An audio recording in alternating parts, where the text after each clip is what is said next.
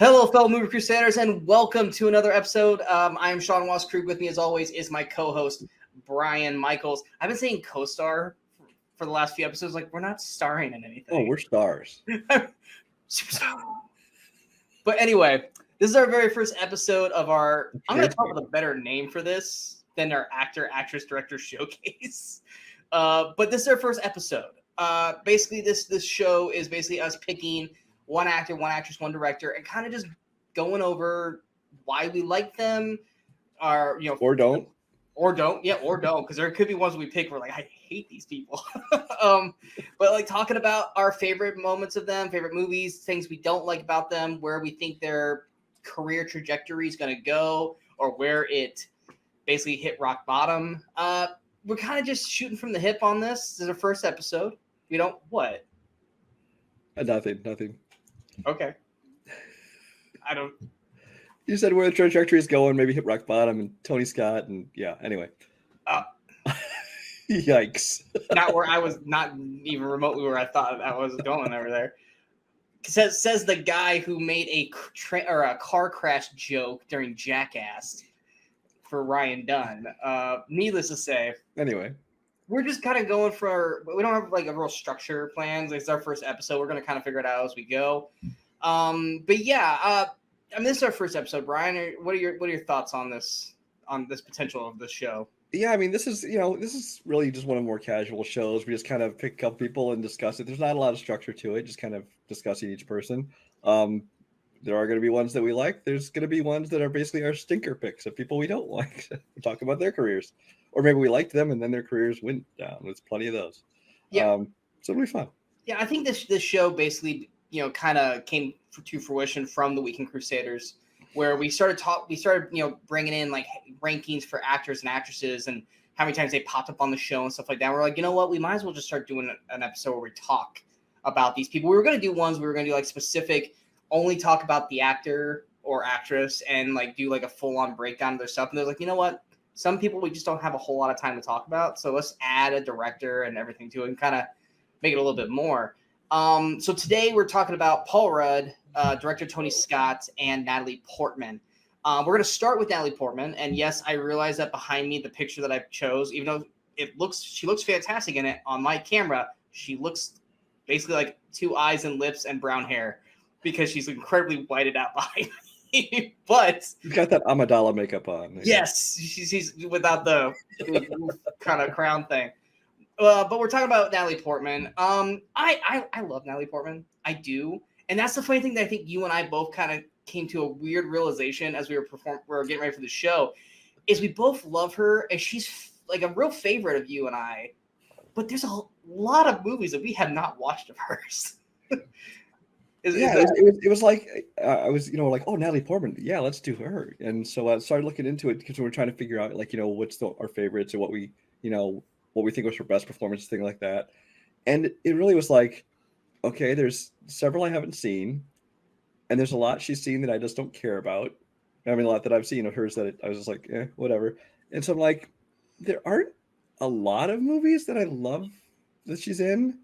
But the ones I do like, I like a lot. And she's one of those people that even in a movie that doesn't interest me, she's still very good.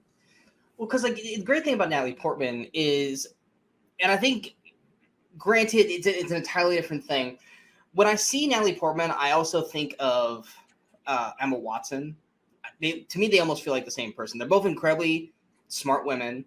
They both have been in franchise roles. And they both kind of really take their positions really seriously, but when you look at their filmography, obviously Natalie's been doing it longer, but I feel like if Emma didn't like go back to school and like do what she did, she'd probably have the same trajectory as Natalie Portman, which she could very well have. I mean, there's still quite a few years that Emma Watson could really rise up, but with Natalie, I mean, for you and I, like neither one of us saw Jackie, even though she was, nominated for that. I did role. See it. Did you? I don't remember much about it, but I saw it. You just what?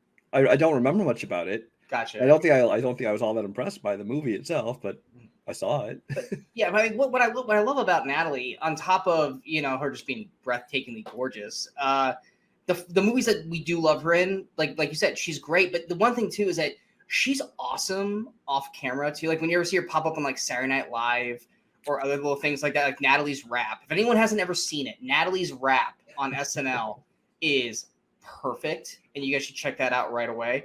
But she just does all these weird choices. She definitely takes risks. She doesn't stay in the same lane all the time. Like she'll go off and do weird franchise roles, and she'll go do period pieces, and then she'll go do rom-coms and action films and sci-fi films. Like she really kind of spreads herself out in the film verse. I think the only thing I haven't seen her in is really a horror movie. Has she been in a horror movie? The closest thing there is probably Annihilation. Which that's not really horror. That's sci-fi to me. Yeah. But I think that's the only thing Natalie hasn't done is a horror film, which I would love to see Natalie in a horror movie. Because I feel like she could be like a Toni Collette, like just really like kill it in one of those roles. But yeah, with Natalie, I think basically how we're gonna do this is we're gonna go basically off of like for me, we're doing two things. Like when's the first time we saw the actor, actress, or director? And when did we first start taking notice of them? Because that might not be hand in hand. You might have seen them once and been like, oh yeah, no big deal. But then, what role really made you go, I'm going to start paying attention to this specific person because they really stood out to me now. And that might not be their very first role. Like for me, we all know that Natalie Portman's very first role was Leon the Professional, right? Yes. I did not see Leon the Professional probably until about a year or two ago. So for me, that was not my introduction to Natalie Portman. My actual introduction to Natalie was Mars Attacks, which she just doesn't really have a big role in that movie, but she's in it. But that was my first time seeing Natalie Portman. When was the first time you guys saw? Was it Leon the Professional or was it? It was because I went and saw The Professional in theaters when it was just called The Professional, as you can see behind me. And knowing nothing about obviously the movie, nothing about Luc Besson, nothing about Jean Reno, nothing about Natalie Portman, and I just loved the movie. Basically, the only thing I knew about the movie was Gary Oldman was the only person I was familiar with, essentially. Well, Danny Aiello, I guess, was in there too. But so I didn't know much about it. Loved the movie, and Natalie Portman is definitely one of the main things that stood out in that movie. And from that moment on, you're kind of like, this is somebody to watch. And she followed it up with small parts in Heat. She was in a movie called Beautiful Girls, which I really enjoyed that one. It's kind of a dramedy kind of thing, but she just has a small part in that. And then once she started doing like starring roles, and she really broke out, after she got a little older. And she definitely fulfilled. There's so many actresses you see when they're young like that, but they never kind of make it. Yeah. Throughout a whole career. But she just really fulfilled all her potential and is from the very beginning and impressing. It's like I said, the very first movie she did, I think is still maybe her best one. So for you, was Leon the Professional the first time you saw her, and also when you started to take notice in her, or would you? Okay, so that was both same movie. Yeah. All right, so for me, like I said, first time I saw her was Mars Attacks. Mars Attacks is a very, very bloated movie, so she kind of just. She's in it a good chunk, isn't she Jack Nicholson's daughter? Yeah, she's the president's daughter. Yeah, she's the president's daughter. She's in it, but it wasn't like a like eye-catching role to me where I'm like, oh, I'm gonna remember Natalie Portman. It wasn't until Star Wars that I finally kind of was like, okay, who's this? I need to pay attention to her and realize, oh, I've seen her a few times already with this and with Mars Attacks and Heat. But it was really the prequels when she played Queen Amidala that she really stood out for me. Now, for some people, it's for negative reasons, but I actually always really enjoyed her in the prequels. It's not her fault that the dialogue was written so poorly by George Lucas. I think she took what she had and tried to make the most of it through those prequels. Well, that's just it. In the prequels, there's certain actors you can tell when they're good actors. I mean, you have people like Ewan McGregor or Liam Neeson, Samuel L. Jackson. Like, if you have a good actor, and they can be stuck with this horrible dialogue, and it's bad dialogue, and things about it are bad, but you can still say they're doing the best they can do with this, and you can tell that they have talent. And then you have people like, granted, we don't hate on him, but then you have Hayden Christensen, who's not up to their caliber, right? Who has basically become a meme through his career. Now we're all excited that he's going to be back in Kenobi. And he's done other things I've liked too. Yeah, but he's not a bad actor. But yeah, delivering that dialogue, he did not quite stand out the way the other ones did. No. Like you could have Natalie Portman. Yeah, the worst of the dialogue. But. Exactly. I mean, you could have Natalie Portman in Attack of the Clones, pitching off these lame ass love lines that George Lucas doesn't know how to write, but for her they work. Or even in Revenge of the Sith, where she's like, "Anakin, you're breaking my heart." Are you muted right now? I was for a moment. Sorry, I was talking to someone off screen. Gotcha. Okay, I was like, are you trying to talk to me and you can't, and I can't understand what you're saying?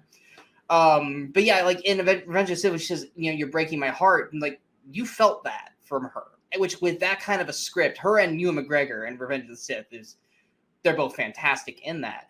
But yeah, I mean, from there, I think that's kind of where she blew up. Now, granted, she likes to do some kind of, I don't want to say smaller movies. They're not necessarily indies, but you have like, I remember this one because my mom and my sisters always had this on, which was Where the Heart Is, where it's basically a drama. I wouldn't say it's definitely not a rom-com, but it's a drama. Like, I'm pretty sure she's a pregnant girl who's like staying with family. I just remember that always be on. Like she works at like a Walmart during the movie and stuff like that. I don't know much about it. I just know that it was always on when I was younger. But then you have like, to me, which was her big like, hey, I'm a big star, was Closer with Clive Owen and Julia Roberts, because I mean there you have Clive Owen and Julia Roberts, who at the time Clive Owen was like an A level grade actor, and then of course you got Julia Roberts, and then she's there. And I thought she really kind of like sunk her teeth into that role and kind of stood out in that movie. And like the movie itself is, you either love it or you hate it. But I thought she was fantastic in that film. And then of course, one of my favorite movies of all time, V for Vendetta. She was fantastic. I've never been a fan of V for Vendetta. You never did? Really? Granted, I've only seen it once, maybe twice ever, and I was just kind of like, eh. I love V for Vendetta. That's hands down one of my favorite comedies. Again, there's nothing against her though. I just didn't like. No, but she's fantastic in it. Then she like said, then she goes back, like she did like the kiddie movies like Mr. Megorium's Wonder Emporium, which she was fine in it. That movie's not a good. It's not a good movie, but she's fine in that kind of film. She did her rom-coms like No Strings Attached, and I think her biggest disappointment film, and I think you're in agreement with me, is where I think you and I wanted this to be so good, and it ended up being so bad, which was Your Highness. Your Highness, which is maybe her looking the most beautiful of all of her films. That, and actually No Strings Attached, I think she's gorgeous in that movie. And so, but I wanted to like it. I thought, because by this point, she had kind of, in that post Star Wars era, she did a lot of dramas and a lot of, The Other Boleyn Girl and Brothers and My Blueberry Nights, Goya's Ghost, all these dramas that most of them I didn't even care about watching, or things like Darjeeling Limited, which you know how I feel about Wes Anderson. Yeah. So she done that, and so she decided to come back and do like a mainstream comedy. I'm like, she's just gonna stop doing period pieces and stuff, just have fun. It'll be fun to watch her in a comedy, and yeah, that was not good. Yeah, I just remember being so excited for that movie when it was coming out, because it was Franco and Danny McBride. And it just was dull and stupid and not fun at all. I think we talked about her, was it twice on the Weekend Crusaders? You had one for her with Jane Got a Gun. Jane Got a Gun. And then I had her for Brothers. I want to say we might have had her again in something else on there. But we definitely talked about her on Weekend Crusaders a couple times with those two films. Both those movies, they're not the best movies, but she is some of the best parts of those films themselves. And then, like I said, she's been nominated twice now, one for Jackie and then Black Swan, was it?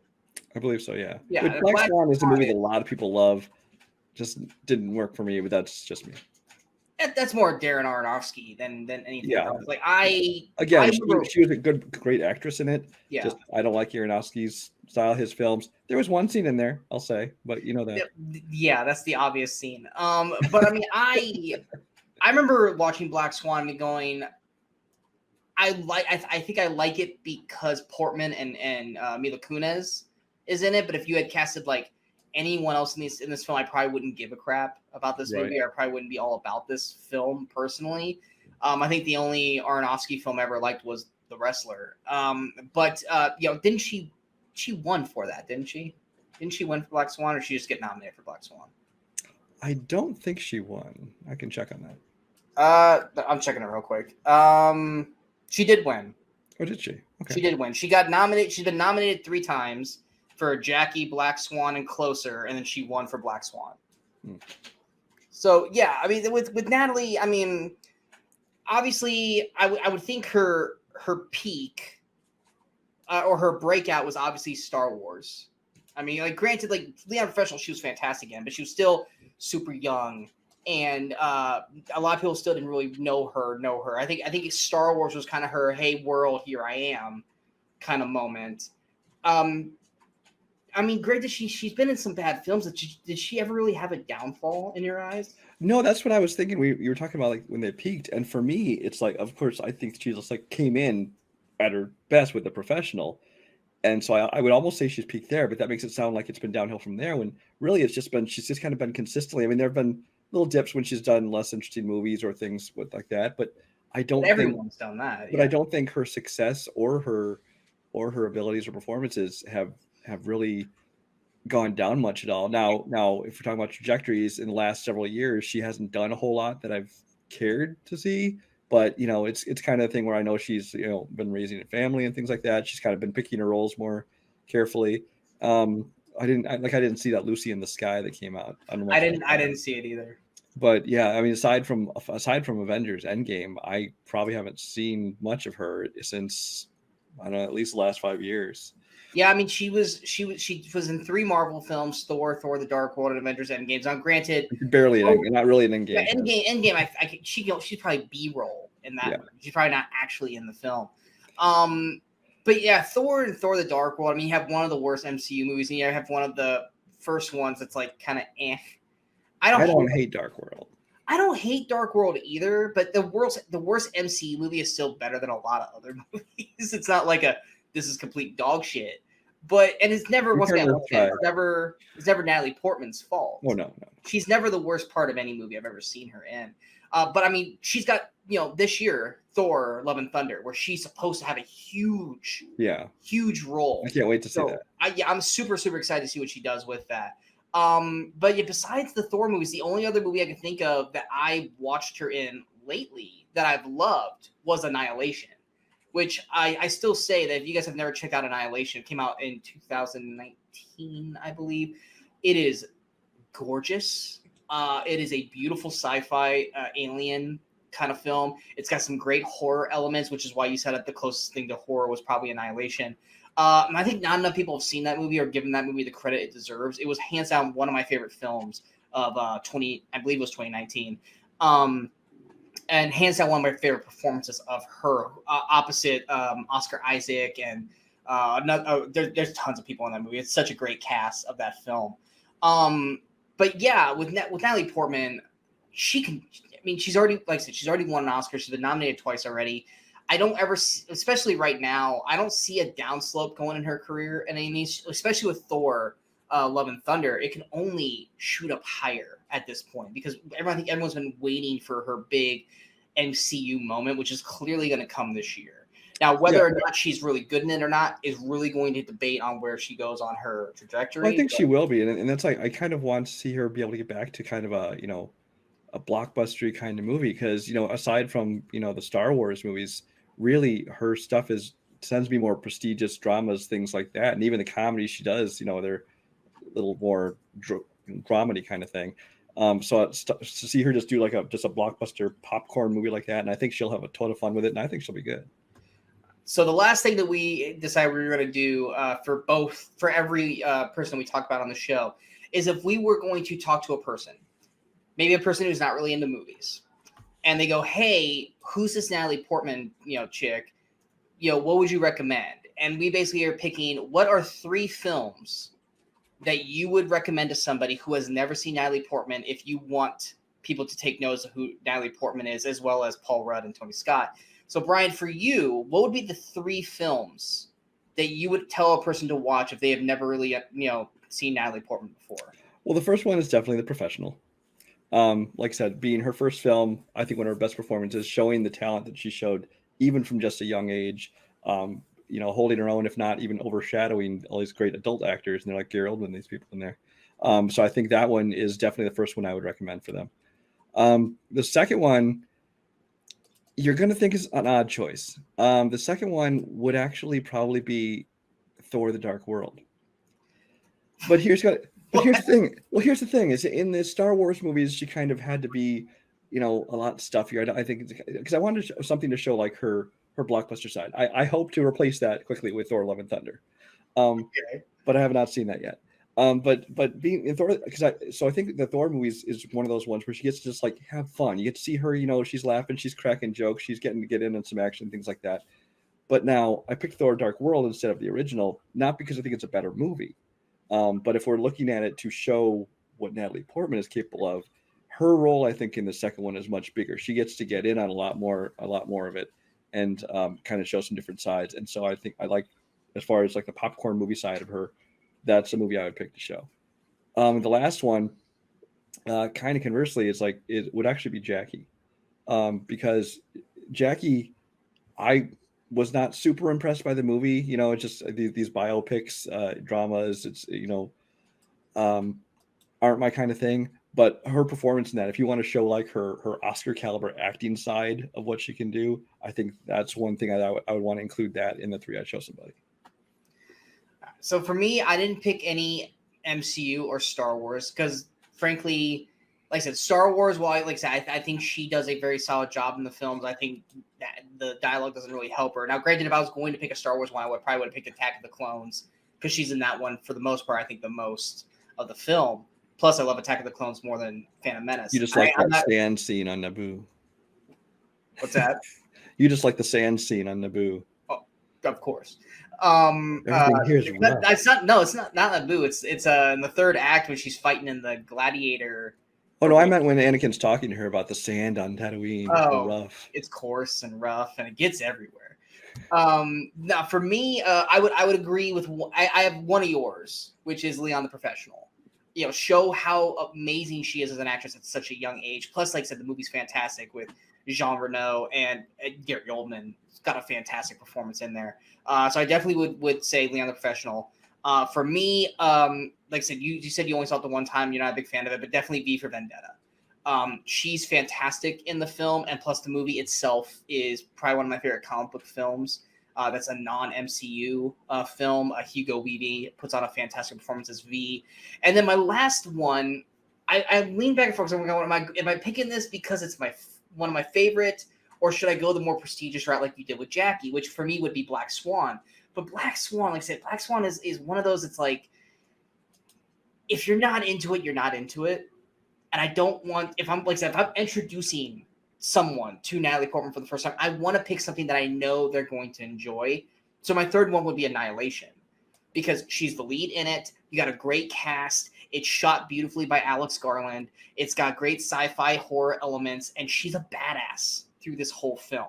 Granted, I didn't pick any fun movies for her in this. They're all kind of drama or darker action kind of films. But I think those three films, in my eyes, shows Natalie Portman as this established from young age to adult age, just badass of a female that you could put her in anything. And then if you catch her in a comedy after that, then you're like, oh wow, she's actually funny too. So that's what I would do for Natalie Portman is those three films. Anything else you would like to add with Natalie before we move on to Tony? No, except to point out that I think one of the things she's starting to branch out is she started directing films as well. I mean, granted, they're doing smaller dramas mostly, but it's kind of interesting to see where she goes with that. Next, we're going to go Tony Scott, director. Now, this one was Brian's choice. Brian wanted to talk about Tony Scott. I would say him and McTiernan are probably two of your favorite directors outside of Spielberg, right? Yes. Yeah. So why don't you go ahead and start us off with Tony? Yeah. So Tony Scott, brother of Ridley Scott. Who they have a production company together. They produce a lot of films together. They work with each other on their individual movies a lot as well. But he's always been the one, while I enjoy a lot of Ridley Scott's movies, Tony Scott has always made the movies that kind of more speak to me. And one thing I've noticed about Tony Scott is he's a great collaborator. Because when I started thinking about the movies I love of his, it's like I'm not, like we'll talk about later when you're trying to figure out like which movies are like, you're introduced to show somebody what Tony Scott is. Most of my thought about, I wasn't sure if I should count or not, because you have like the Top Gun, which was the second film. The first film for me was this vampire drama called The Hunger with David Bowie and Susan Sarandon, I think, was in it. And from that, he went on to Top Gun, which, so is Top Gun a Tony Scott movie? It's more of a Jerry Bruckheimer, Bruckheimer Simpson movie. And then he goes on to do things like The Last Boy Scout, which is what it is more because of Shane Black's writing, because a lot of that movie is all about the dialogue, things like that. And then, from there, he kind of went on and found, I think, his own voice, especially when he started doing a ton of movies with Denzel Washington. But he's the kind of guy who I think he's got a great ability to do kind of almost any genre. He's done, dramas like Crimson Tide, Enemy of the State. He's done, basically comedies like Beverly Hills Cop 2 was him. The Last Boy Scout was him. And then, like I said, all the stuff he's done with Denzel. So he's just kind of one of those directors who kind of dabbles in almost every genre. I don't know if he's had a movie I've hated. There's always been ones I've not liked near as much as others. But yeah, and then unfortunately, of course, he committed suicide a few years ago after learning that he had basically a brain, I don't know, it was brain cancer or something, but basically he found out he was going to die and he ended up committing suicide. And it's too bad because he was a guy who had a ton of talent. Yeah, with Tony Scott, I'm kind of like in the same boat with you. Is when we were trying to figure out like our 3 movies, we were both going, yeah, this movie's more because of this person that he's working with and not necessarily Tony, which, like I said, it's not a bad thing. They're still Tony's movies. He still directed them, whether they were written by some other people. It's still Tony that has to make it work on screen with the actors and cinematographers and all this kind of stuff. But yeah, like I think probably one of the first films I ever remember of Tony was probably Days of Thunder, which I'm not a big NASCAR person by any means, but when I think of NASCAR movies, the 2 that pop in my head is Ricky Bobby and Days of Thunder. Whenever I see Mellow Yellow, the first thought I go to is Days of Thunder with Tom Cruise. Of course, Last Boy Scout. That movie is that opening of Last Boy Scout. That is like, it's not like it's a haunting thing, but I've never thought of a football player pulling a gun out during a kick return and shooting somebody. Shooting the players, then himself. Exactly. One of the movies that I actually really like of his, I think doesn't get enough credit, is The Fan. I think The Fan is really well done. Wesley Snipes plays he's basically Barry Bonds in the movie. He's like this. He's Willie Mays Hayes meets Barry Bonds, and Robert De Niro is basically this obsessed fan, and it kind of becomes like a stalker kind of thriller. And I don't think enough people have seen that movie, and I think that movie's great. Of course, like I said, you have the 2, I call them the train movies with Unstoppable and Taking It to Pelham 1, 2, 3. Obviously, he's got his Denzel films. But yeah, then you got like they said, you got Top Gun, which I'm not as huge of a Top Gun fan as a lot of people is. Like, it's a fine film. I don't think it's like the, oh my God, it's the best damn thing ever kind of deal like everyone else is. Like, I don't freak out when Danger Zone starts playing. But like for me, like it's like you got True Romance. I love True Romance. But a lot of people, leans that more towards, Tarantino because it's one of his first written films. But it very much has a Tarantino voice to it. But like you said, it had to be directed by someone. Yeah. But you watch the direction of it, it does have a very Tony eye to it, too, when you see his other films. I personally actually have never seen Crimson Tide, so I can't really add anything to it. Oh, my. I know. You need to watch that tonight after we finish this. Submarine movies, for some reason, like Hunt for Red October, that's another one. I just have never really been a big submarine film. Oh, but you need to watch Crimson Tide. That if I'd known that before tonight, I would have made you do your homework. I just have never been a big submarine movie guy. I don't know why. I just am not. Like I said, you got him and Denzel. Like I said, that's what you always find really great about certain directors is they will find an actor or an actress that they just perfectly mesh with. And then also they start being like that Tim Burton and Johnny Depp, Spielberg and Hanks. The list goes on and on. Tarantino. Tom Cruise has now adopted Christopher McQuarrie apparently as his personal director. So yeah, well, yeah, now. But and then Denzel was that way towards I guess for Antoine Fuqua now for Denzel since Tony's passed. But you find these actors that perfectly mesh with a director, and Denzel was that for Tony. I think like I said, now you mentioned it very briefly as you were going through everything, but Enemy of the State, we talked about it on the Weekend Crusaders, is a fantastic espionage, spy, conspiracy theory kind of film. And Tony is really good at keeping the adrenaline going, keeping you on your the edge of your seat while watching these films. And that's what Tony Scott was always great at. Ridley Scott might have the prestigiousness of him because, he gets nominated for the awards. Like, granted, Gladiator was a masterpiece, but a lot of other Ridley Scott films are just like, I'm not really about these. But Tony, to me, was more the fun one. If I'm looking at Ridley Scott movies and I'm looking at Tony Scott movies, granted, if I'm taking freaking Alien and like Gladiator and I'm taking them out of the equation, I'm going to pick Tony Scott movies almost 9 times out of 10 because they're to me the fun ones. Yeah. So the way I always describe Tony Scott movies, the word I always use is kinetic. Because this is a guy who his movies just always feel like they're driving forward. Not only in stuff like, Pelham 1, 2, 3, Unstoppables, very literally, things like that.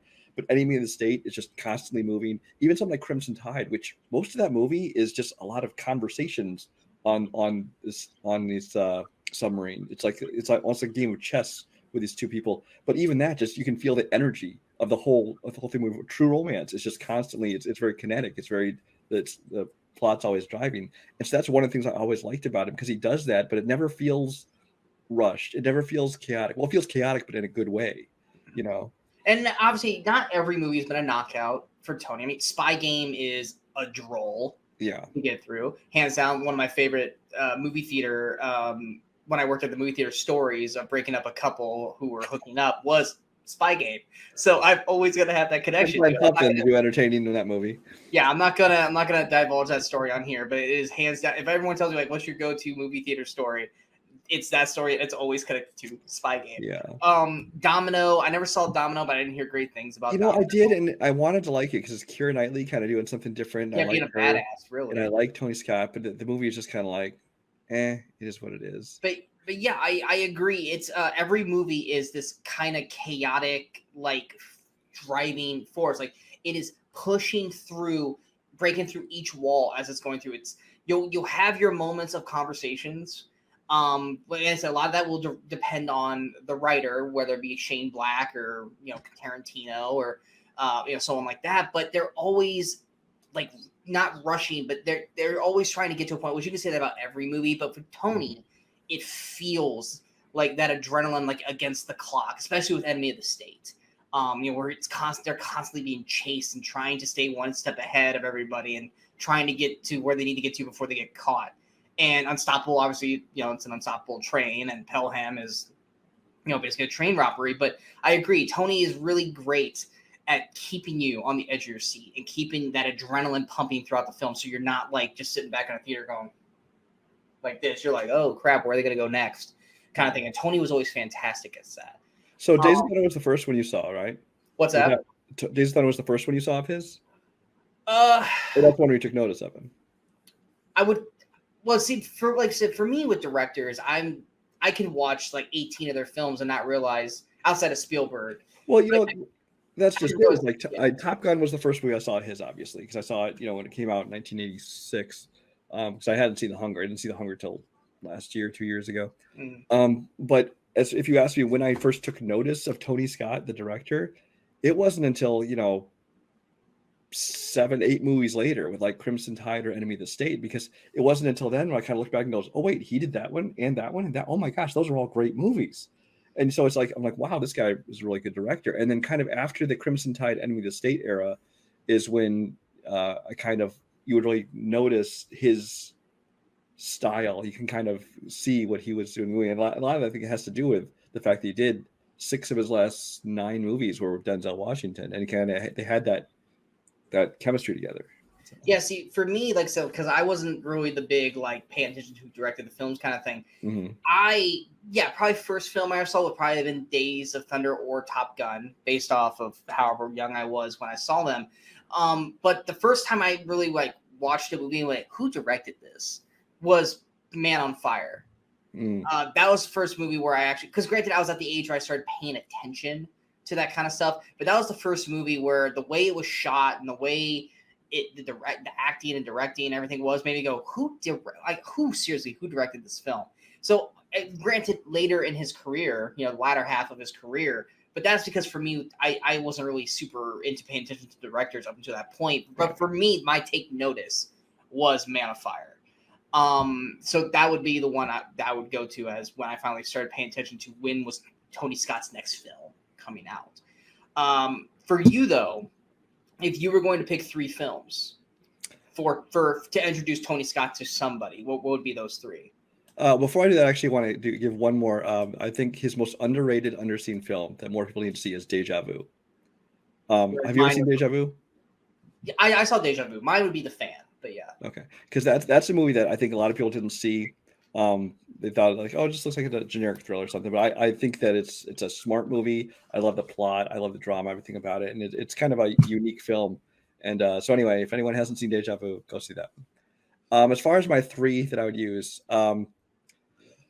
again, it's a hard time because a lot of his are kind of collaborations. Like, you look at True Romance and it's like, it's more of Tarantino's script that kind of made that what it is. I don't know what it is. But the 3 I settled on, Top Gun, as much as that is through and through Bruckheimer Simpson 80s blockbuster movie, you can't not include that in Tony Scott's filmography if you're going to kind of pick out cherry pick your favorites or the ones that represent him, because that one is the one that kind of rocketed him from just doing The Hunger, this little independent movie, to blockbusters, and he hit it out of the park on the first shot. The second one I would include would be Crimson Tide. If you have not seen Crimson Tide, and you haven't, you need to rectify that immediately. This is not only the best submarine movie ever made, I think, over Hunt for Red October, and you know how much I like John McTiernan, so there you go. But it's probably one of the best, just kind of a thriller, especially a military thrillers that I've ever seen. Denzel Washington, one of his best performance. Gene Hackman, one of his best performance. Sporting cast that includes everybody from Viggo Mortensen to James Gandolfini to Ryan Phillippe and Steve Zahn and 100 other people you didn't realize were in this movie. But yeah, that's one that you absolutely need to see, because that kind of shows how he can really ratchet up the tension in a thriller like that.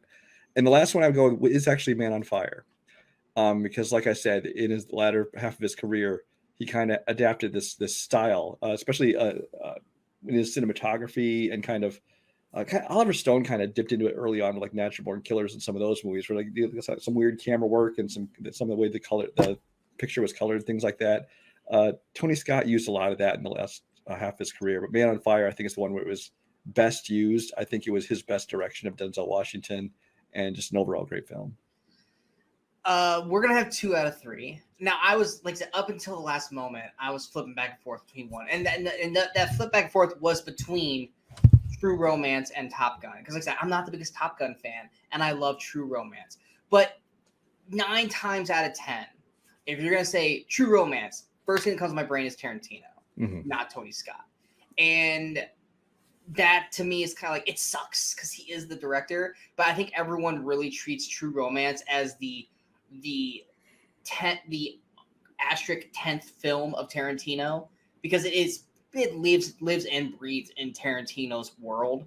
And as much as he did direct it, it's really Tarantino's film through and through. So I'm not going to have True Romance on this. I am going to do Top Gun because, granted, like I said, I'm not the biggest Top Gun fan. I don't hate the movie. I just don't think it's as amazing as everyone plays it out to be. But what you said is correct. It is what rose Tony Scott to basically stardom as a director and led him to do things like The Last Boy Scout, Crimson Tide, Days of Thunder, and all those. My second film, 100%, is Man on Fire. That movie is flipping amazing. Hands down, probably one of my favorite Denzel performances. I love the way it's shot. I love the dirty grunginess of it. I love that it's not clean, and the way they shot this. I love the brutality of it as well. Denzel's performance in this film is amazing, and Tony's direction of the film is fantastic, all the way up to even the very end of the film, which a lot of people are going to love and hate that ending based off of how it ends. I think it's a beautiful ending to this film, and to me, I think hands down is still, in my eyes, his best directed film is Man on Fire. My third film is, like I say, it's just a favorite of mine, and that's Enemy of the State. A movie that literally phenomenal cast. It's one of those where you take a bunch of people, like you said with Crimson Tide, they didn't even know were in this movie that are bigger stars now than they were back then, and they're just playing small roles. Will Smith is in the crux of his amazingness at that point. Gene Hackman's amazing. Jon Voight's always the perfect kind of bad guy foil. You got the conspiracy theory, basically chase film, basically like The Fugitive. It's done so well. It constantly keeps you on the edge of your seat, even to the very, very big ending at the end of the film where you're like, I don't know where they're going with this. And then as soon as it happens, you're like, that was fucking brilliant, the way they did that ending. And it's also funny. It's a funny movie as well. It's got its great little moments here and there. Why'd you blow up the movie? Because you made a phone call. Just like, I love that movie so much. And I think also not enough people have seen that movie as well. Even though it's a Will Smith film, it's not enough people have seen that. So those would be my three, with like True Romance, like right outside that door. Well, I will say, if you ask me to pick my favorite films of his, True Romance and Last Boy Scout would be up top of the list. And not those are the ones I picked to show off, a Tony Scott film, but those are my two favorite films that he's done. Moving on now to our final person, that is Mr. Paul Rudd. Everyone. I mean, I've not met a person who has disliked Paul Rudd unless they're intentionally trying to be a douche or a troll. And we know people like that. We do. I've been following this guy from pretty much his very first film. Granted, it might not be the movie that I first took notice of him in, but I love this dude. The dude doesn't age. The dude looks relatively close to the same as he did back in 1995 in his first film. But the dude's got charisma just oozing out of him, which the only other person I can say does the same is probably Ryan Reynolds, but it's a different kind of charisma. Whether it's TV, whether it's movies, or just him popping up on talk shows, or just him just doing random shit on the carpet, the red carpet. Paul Rudd's just hilarious. My favorite commercial of the Super Bowl this past year was him and Seth Rogen's Lay's commercial, because it was just hilarious to me the whole way through. I had a blast just watching Paul Rudd just be Paul Rudd in that. But yeah, I am a huge fan of Paul Rudd. What are your thoughts on Paul Rudd? Yeah, so okay, I first saw Paul Rudd in a TV series he did somewhere in the early 90s called Wild Oats, which no one else in the world has heard of the show. But it was kind of one of those shows that kind of came out, I believe, like in the wake of Friends, or it might have actually been right before Friends. It was before Friends. But it was the same kind of just kind of a sitcom, and it was him and his roommate. And then there was Paula Marshall, who's been in a million TV shows that are great that get canceled after one season as well. And then I can't remember the other actress' name, but it was just a romantic comedy sitcom, basically. So I first saw him in that, and from the very beginning, when I first saw him, you could tell he had something to him. He definitely had the comedy chops. He had the charm. I didn't know. I know I'm not going to try and claim like, oh, I knew that guy's going to be a star someday. But still, when I saw him, like, hey, he's got something. It's hard to say when I first took notice of him, because he spent the first many years basically never playing leads. He popped up in Clueless. He popped up in Romeo and Juliet, and even when he got like 40-Year-Old Virgin and Anchorman, things like that, he was still just a supporting role. He never was quite the lead. If I had to pinpoint where I think I took notice of him, though, among all those, was actually probably Wet Hot American Summer, because Wet Hot American Summer was a movie put together by the guys who did an MTV sketch show called The State, which I had watched at the time, and so I watched the movie mainly for them because they were finally making this movie. But then Paul Rudd, he just blends so perfectly with them, and that's one thing I think is one of his strengths, is that he can work with the State guys. He can work with like the Judd Apatow, Seth Rogen crowd. He can work with all these different kind of groups of people, and he just blends so perfectly with every single one of them. And I think part of that is just because he largely in most every movie is playing himself. He's just like this. Yeah. He's just a charming guy. He's funny, and you just kind of like to watch him just do his thing. And so I agree with you on that. So yeah, Wet Hot American Summer was probably the first one where I took notice of him and was like, man, this guy is definitely like, the comedic actor to watch. I think he's really going to be something. Of course, after that, he did Anchorman and 40-Year-Old Virgin. And it wasn't until it's weird because it feels like Paul has like always been a star, but he hasn't. It's like I was looking through his filmography trying to find out, when like I thought like he really hit it, and he didn't really lead a quote unquote big movie until he got to like Role Models and I Love You Man, and that seems so recent to me. It's so odd because I mean he played a lead in like I Could Never Be Your Woman, which is a movie no one else has seen besides me, I think, with Michelle Pfeiffer. He played a lead in the co-lead in Object of My Affection with Jennifer Aniston. But again, this is back when people didn't really know who he was. So it's so weird to think that it wasn't until like Role Models, I Love You Man, when he kind of became the leading man, when that just seems so recent. Now, granted, it's, 14 years ago, but it seems recent. See, with Paul Rudd, I mean, this to me probably is like the best way to explain Paul Rudd to people who, especially if they know sports. Paul Rudd to me was like the equivalent of like this rookie who's always been on a great team. Mm-hmm. And he went from rookie to put right in the bench to eventually becoming a starter, but just being a good team player. And then as the starters got traded or retired, he started rising up to, I'm the captain. I'm now the star of this. And he's just always been super cool with, I'll play whatever you want me to do. You want me to ride the bench? You want me to be, fifth scorer, fourth scorer, whatever. You want to be the, role player? Fantastic. Until it's finally like, the ball is yours now, Paul. You're leading this. You're the run. You're the scorer. You got to take this. And that's why I think it's like he's always been around because he's always had these great, comedic casts of people around him. Like I said, first time I saw him was in Clueless, which I saw him and I was like, he kind of has kind of like a John Cusack kind of energy to him in that film role. And then he did Romeo and Juliet, which he played. That was a big part. It was a small part. Yeah. But he still kind of just had that like, hey, I'm Paul Rudd kind of thing. And then, granted, he then got thrown into the Halloween franchise, which is the worst thing he's ever done. Which was one of those things where it's like, I'm going to try to take my way, but no, you're not ready yet, Paul. You weren't ready. Oh, and I don't blame that movie on him. No, but his performance in that movie is atrocious. Once again, it's one of those nights where he's like, I got this. Like, no, you don't, not yet. To me, the first time I started taking notice of him going, okay, was Friends.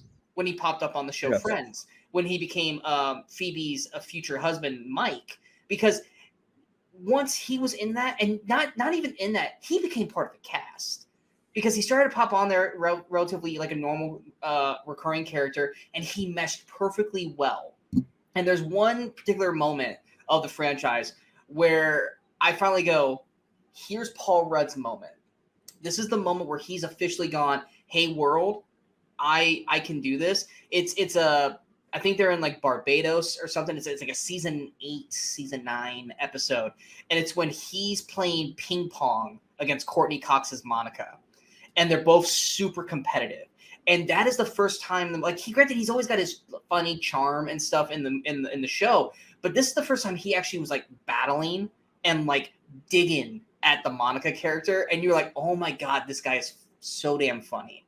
And to me, that was his like, hey, pay attention to who I am kind of thing. And then after Friends ended, then yes, you had Anchorman, which to me, when I think of Anchorman, you think of, to me, 3 performances. Obviously, Will Ferrell, Steve Carell, and Paul Rudd. And then 40-Year-Old Virgin. To me, he is the best part of 40-Year-Old Virgin. His lines I still remember his lines, dialogue in that movie because they were the best. And to me, he was the one character that I attached myself to because his character in 40-Year-Old Virgin was like that. I feel like that's me. And like the way his character acts and the way his character goes through things, that's me. And then, yes, after those film roles where he was this great comedic role player with everybody, where everything was just perfectly cast, they probably said, here you go. Here's the ball. Here's Role Models. Here's I Love You Man. See, granted, you're still working as a partnership with one other dude, but instead of an ensemble cast, you are the lead with Jason Segel. You're the lead with Sean William Scott, but this is your movie, Paul. If this thing fails, it's going to be on you. It's not going to be on these two. It's going to be on you.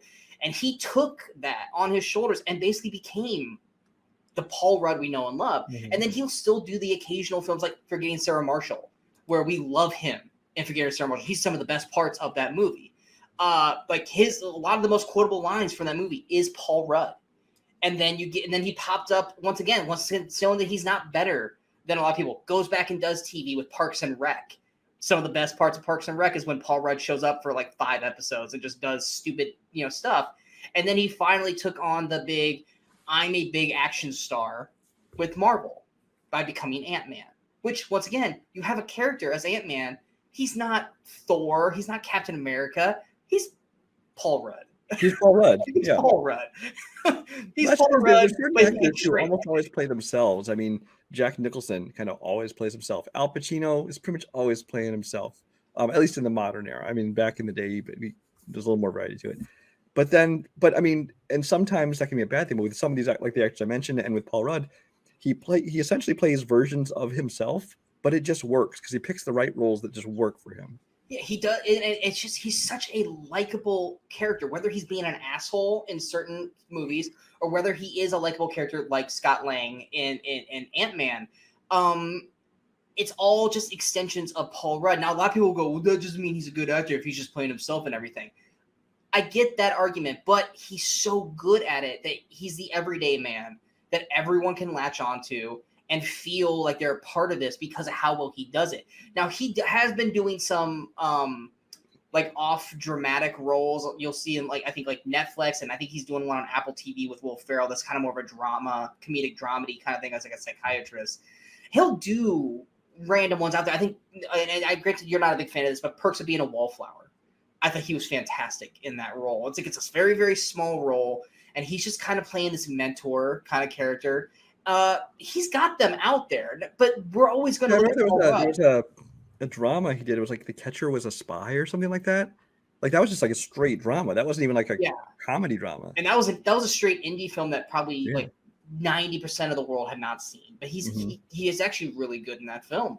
And he'll do the occasional horror films. He'll do the occasional, granted, he just did Ghostbusters Afterlife, which he's basically playing us in that movie. He's the fanboy of the Ghostbusters.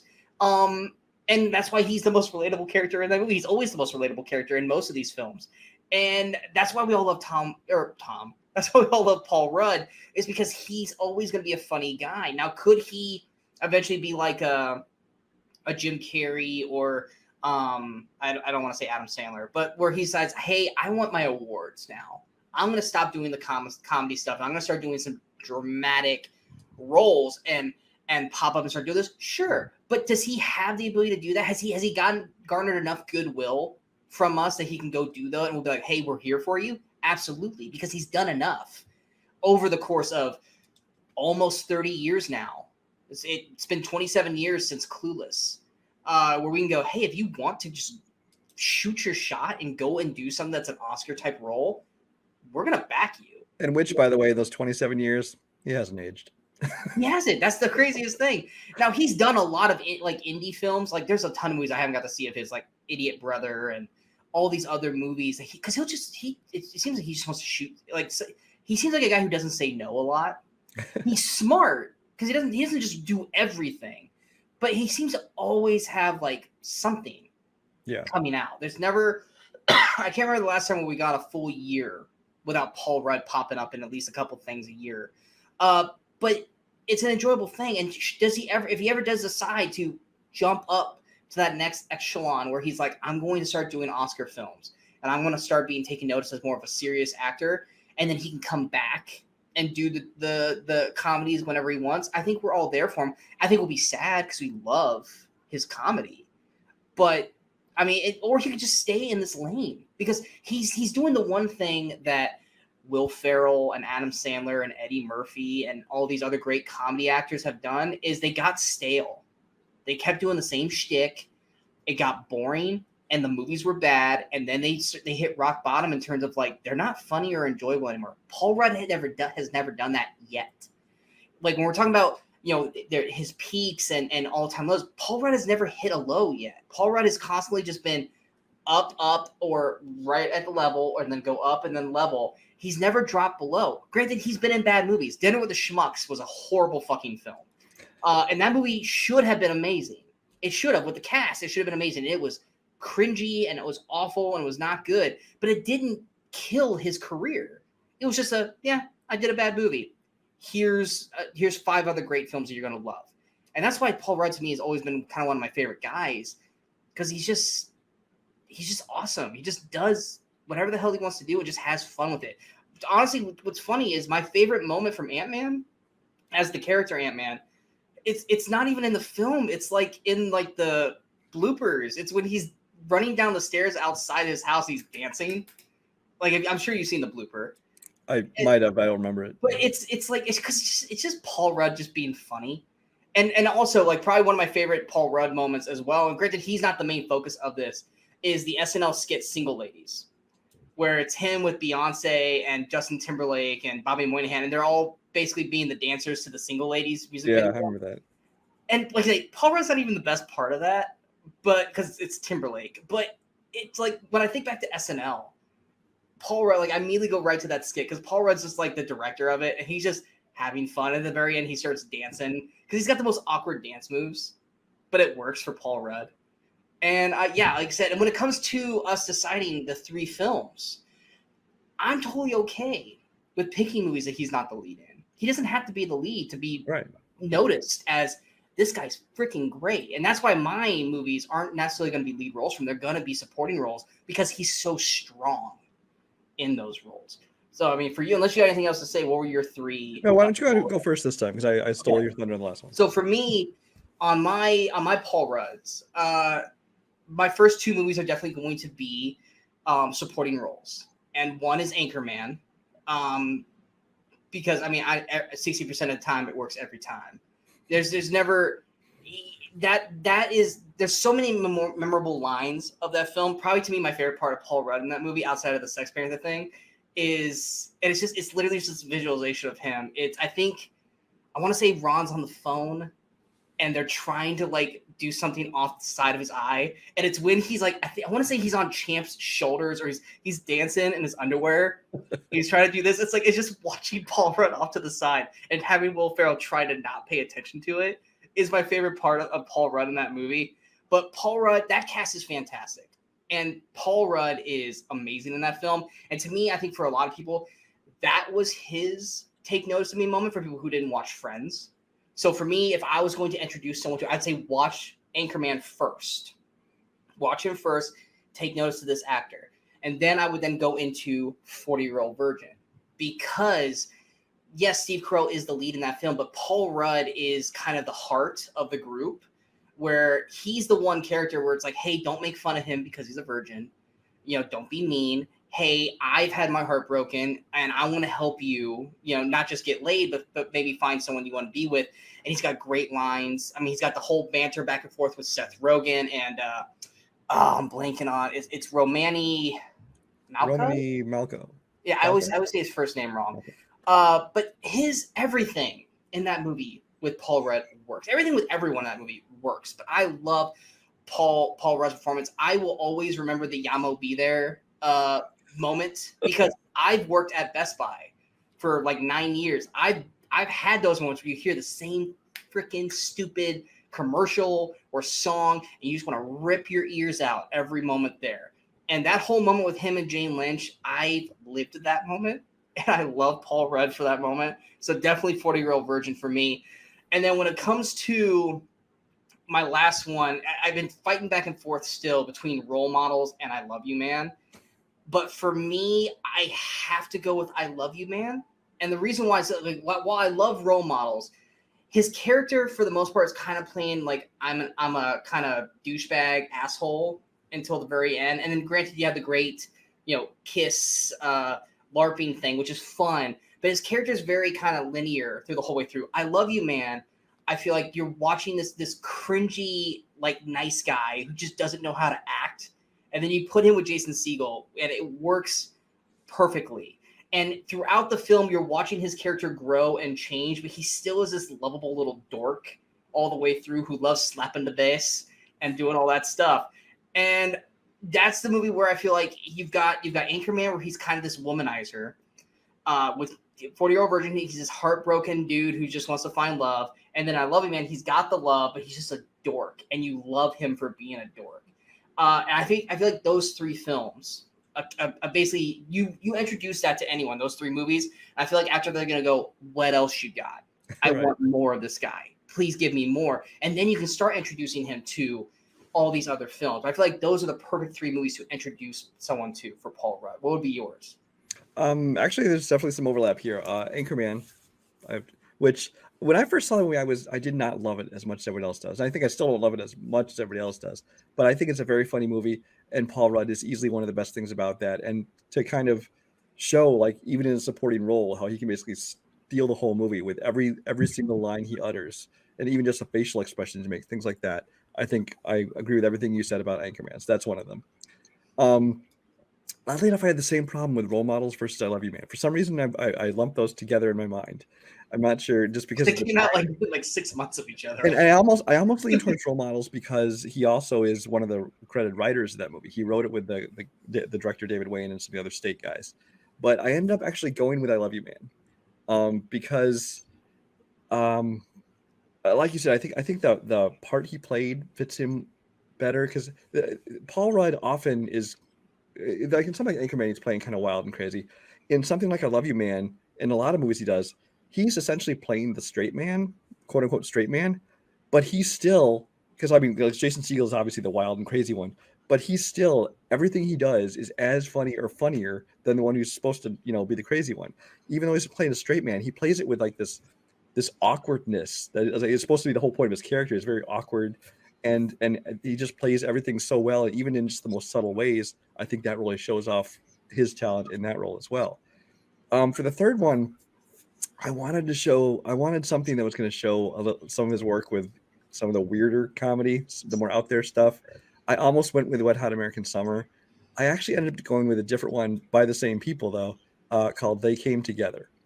They Came Together is essentially basically a parody of romantic comedies, and it's directed by David Wayne, who also was in the State. He also directed Role Models, Wet Hot American Summer.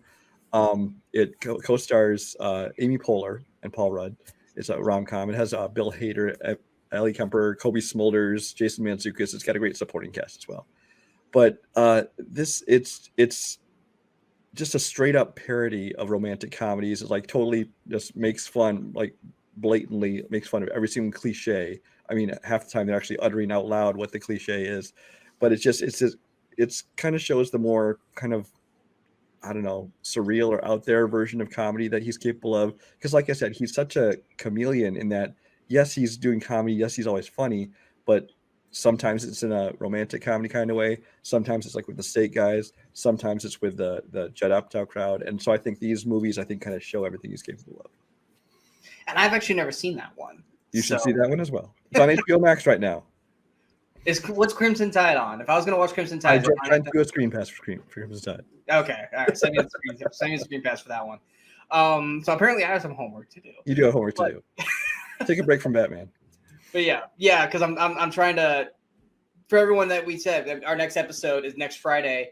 Is going to be our first franchise show, which technically second because we did Jackass.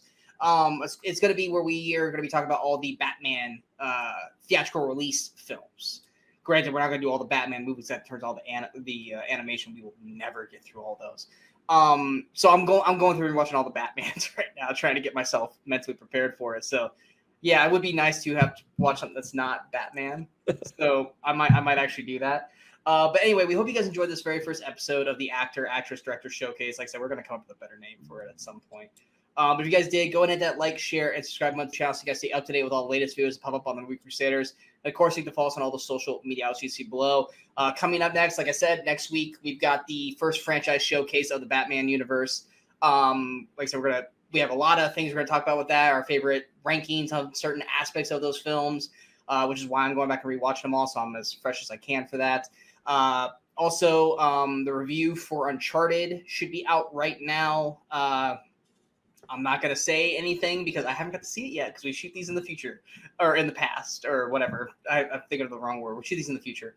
And I haven't got to see it yet, but the review will be out by the time this video comes out. We still have, I think Texas Chainsaw Massacre comes out on Netflix today as well. Don't know if I'm going to watch that or not. It pains me. I probably will watch it. Unless before I watch it, there's like the Rotten Tomato score takes it to like a 0, which at that point I think I have to watch it to go, why is it as bad as everyone makes it out to be? So there might be a review of that. Is there anything else coming out, Brian? You seem to know more about what comes out. Probably nothing you're gonna do reviews on. Also on Netflix this week is a movie called Fistful of Vengeance, which is a couple of the guys from the Raid are in this movie. It's you know, martial arts action movie, but you know, you tell you anybody having to do with the Raid, I'll watch it. Anything remotely close to The Night Comes for Us. Yes. Then I don't think it's gonna be that level. I don't know if I haven't seen it yet, but it comes out in where we're recording this comes out tomorrow. Once again, our usual plug for anyone who hasn't seen it: watch The Night Comes for Us. Watch The Night Comes for Us. You have to watch that movie. So this one I don't think is going to be quite that brutal, but you know, I'll watch it just because of who's in it. Anything else? Other than that, there's not much. I mean, next week is Cyrano. I highly recommend that, but that's not till the 25th. So. Is that actually going to be theatrical, or is that going to be released on streaming? It's theatrical, the 25th. Theatrical. Okay, yeah, because it hasn't been available where I'm at, so I haven't been able to watch that. And then I can't think of anything else that comes out next week. There is stuff. There is. I know there is. But like I said, then last week we had our Valentine's Day episode where we did Happily Ever After, where Brian and I discussed over 50 rom-com couples and decided whether or not we think that they were still together after the credits rolled or whether they were no longer together. That was a long episode, but a very fun episode where we just basically bantered back and forth on whether or not, you know, these couples should have stayed together or not stay together. I know you're looking stuff up, so I'm bantering. No, that's fine. I was trying to find. There's nothing else coming out really. There was Dog, which I know you're not interested in, with Channing Tatum, and next week is The Outfit with Zoe Deutsch and everybody. I've actually been hearing some good things about Dog. So maybe I'll check it out. Who knows? But obviously, like I said, next week we got the Batman Universe franchise showcase because the Batman comes out first week of March, which I'm super excited for. Brian is not, but Brian's going to see it anyway. I hope it's good. I'm just not excited. But yes, we hope you guys enjoyed this. My name's Sean Wasserkrug. That is Brian Michaels. We are the Movie Crusaders. I did not say Weekend Crusaders this time. But until next time, in case we don't see you, good morning, good afternoon, and good night, Movie Crusaders.